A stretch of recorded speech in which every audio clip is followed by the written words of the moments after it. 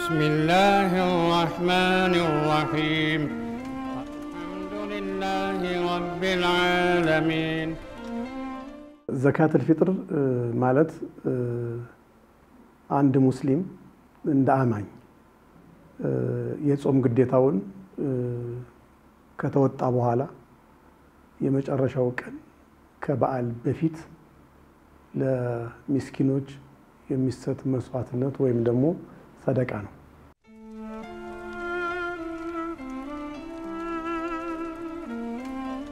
አንድ ሙስሊም ይሄን ነገር ማድረግ አለብኝ ብሎ ሲወስን ማውጣት ያለበት ወይም ደግሞ መክፈል ያለበት ዋጋ ቅድሚያ ተመኑ የሚተመነው ልኬቱ የሚለካው በምንበላው የእህል አይነት ነው። አገራችን ላይ ወይም ከተማችን ላይ ምንበላው ጤፍ ከሆነ ቀይም ነጭም ሊሆን ይችላል፣ ስንዴም ሊሆን ይችላል፣ ዱቄትም ሊሆን ይችላል።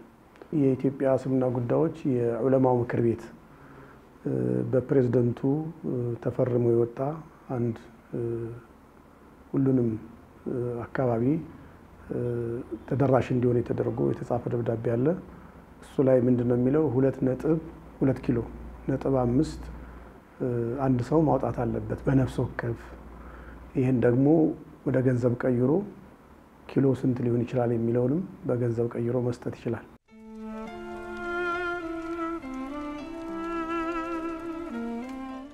ሰው ከሰው ጋር ነው መኖር ያለበት።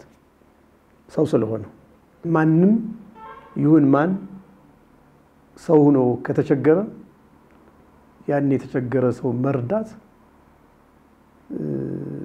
ምንዳ ያስገኛል ያጸድቃል ብቻ አይደለም የሚባለው፣ በእስላም አስተምሮት ግዴታም ጭምር። በእምነታችን ብቻ ሳይሆን እንደምታውቀው በሴት ደረጃ ሰዎች እዚች ሀገር ላይ ስንኖር ኢትዮጵያዊ መሆናችን ሰው መሆናችን ቀድሞ ነው የሚመጣውና በዚህ ልክ የተረዳዳን የኖርንበት አጋጣሚ ነው ያለው። በፊት የሚታወቀው ያው ህዝብ ለህዝብ ነበር ይሄን ነገር የሚያደርገው።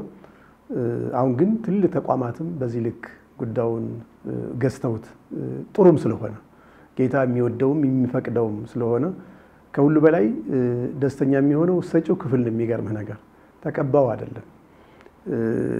ሁለት የሞራል ከፍታን ሊያገኝ ይችላል አንድ ሰው በዚህ ልክ ስራዎችን የሚሰራ ከሆነ። አንደኛ ጌታ እንደዚህ አይነት ነገር ስለመረጠውና ስለሰጠው የበለጠ ደስ ይለዋል።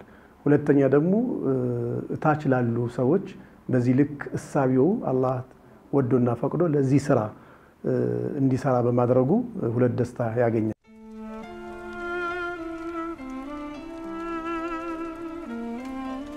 በሚገርም ሁኔታ ከሶሪያ ተሰደው ሶሪያ እንግዲህ ታሪካዊ የሆነች ሀገር ናት።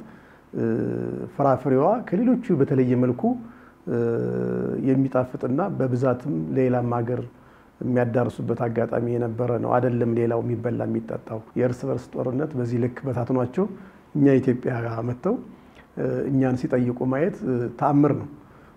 የመኖች በዚህ ልክ ተሰደው መምጣታቸው እኛ ሀገር ላይ ተአምር ነው። እነዚህ ነገሮችን ደግሞ ክቡር ጠቅላይ ሚኒስትሩ ራሳቸው ሳይቀሩ በቤተ መንግስት ጠርተው በዚህ ልክ የጋበዙበት ሁኔታ አለ። እሱ ደግሞ የሀገራችን ማንነትም የበለጠ ከፍ ያደርጋል፣ ህዝባችንም ደግሞ የበለጠ እንዲከበር የሚያደርግበት ሁኔታ አለ፣ ከሃይማኖት እሳቢው ባሻገር ማለት ነው። ስለዚህ እንደዚህ አይነት እሳቢዎች በቀጣይ መቀጠል አለባቸው።